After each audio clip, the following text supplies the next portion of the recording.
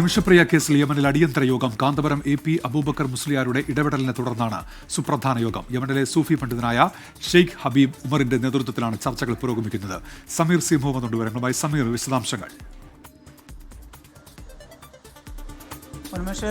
യമനിൽ വധശിക്ഷയ്ക്ക് വിധിക്കപ്പെട്ട് കഴിയുകയാണ് നിമിഷപ്രിയ. അവരുടെ മോചനവുമായി ബന്ധപ്പെട്ട്, അവരുടെ വധശിക്ഷയിൽ നിന്ന് ഇളവ് ലഭിക്കുന്നതുമായി ബന്ധപ്പെട്ട് വളരെ സുപ്രധാനമായിട്ടുള്ള ഒരു ഇടപെടലാണ് കാന്തപുരം AP അബൂബക്കർ മുസ്ലിയാരുടെ ഭാഗത്തുനിന്ന് ഉണ്ടായത്.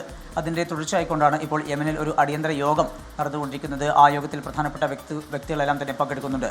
ഈ വിഷയത്തിൽ കാന്തപുരം അബൂബക്കർ മുസ്ലിയാർ യമനിലെ പ്രമുഖ പണ്ഡിതനായിട്ടുള്ള ഷെയ്ഖ് ഹബീബ് ഉമറുമായി ബന്ധപ്പെട്ടിരുന്നു. അതിൻ്റെ അടിസ്ഥാനത്തിലാണ് ഇന്നത്തെ ഈ യോഗം വിളിച്ചിരിക്കുന്നത്. ആ യോഗത്തിൽ അതിലെ പ്രധാനപ്പെട്ട ആളുകളെല്ലാം തന്നെ പങ്കെടുക്കുന്നുണ്ട്.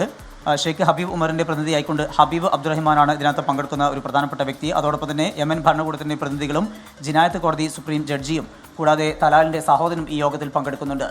ഇതുമായി ബന്ധപ്പെട്ടുള്ള ഒരു നടപടി എന്ന് പറയുന്നത്, വധശിക്ഷയ്ക്ക് വിധിക്കപ്പെട്ട നിമിഷപ്രിയയ്ക്ക് ഈ കുടുംബം, അതായത് യമനിൽ കൊല്ലപ്പെട്ട ഈ തലാലിൻ്റെ കുടുംബം മാപ്പ് നൽകുകയാണ് എങ്കിൽ അവർക്ക് ഈ വധശിക്ഷയിൽ നിന്ന് ഇളവ് ലഭിക്കും. അത്തരമൊരു സാധ്യതയാണ് തേടുന്നത്.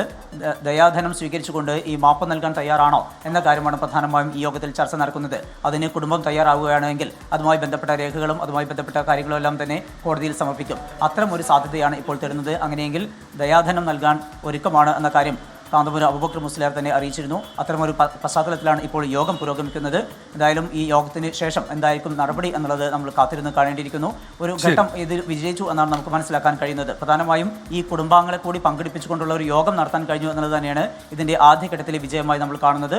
വൈകാതെ തന്നെ ഒരു അനുകൂല നടപടി ഈ യോഗത്തിന് ശേഷം ഉണ്ടാകുമെന്നുള്ള പ്രതീക്ഷയിലാണ് എല്ലാവരും ഉള്ളത്. ഉന്മേഷ്. സമീർ സി മുഹമ്മദാണ് കോഴിക്കോട് നിന്ന് വിവരങ്ങൾ നൽകിയത്.